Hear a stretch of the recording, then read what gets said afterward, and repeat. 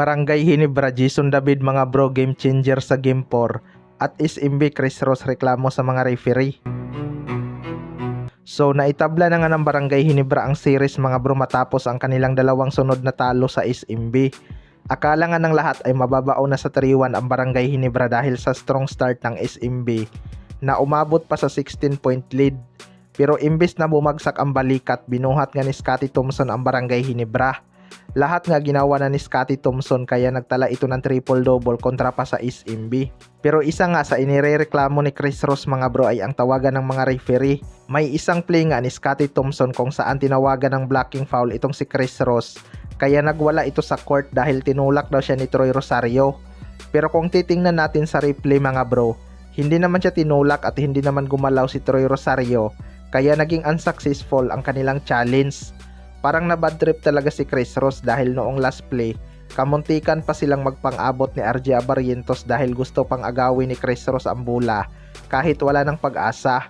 May mga fans din ang nagsasabi na nilunok daw ng referee ang pito noong kinuyog ng Hinebra player si Junmar Fajardo sa ilalim.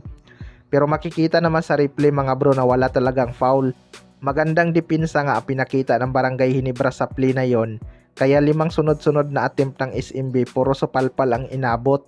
Makikita naman natin na maganda ang kanilang timing. Sa kabilang banda naman mga bro, Barangay Hinebra Jason David game changer sa Game 4. Maraming ang bayani sa panalo ng Barangay Hinebra laban sa SMB mga bro.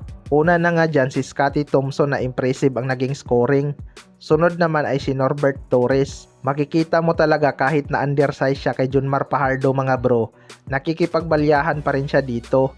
Ang maganda pa noong humahabol na ang SMB, bumitaw nga ito ng 2 clutch na tres para silyuhan ang kanilang lamang.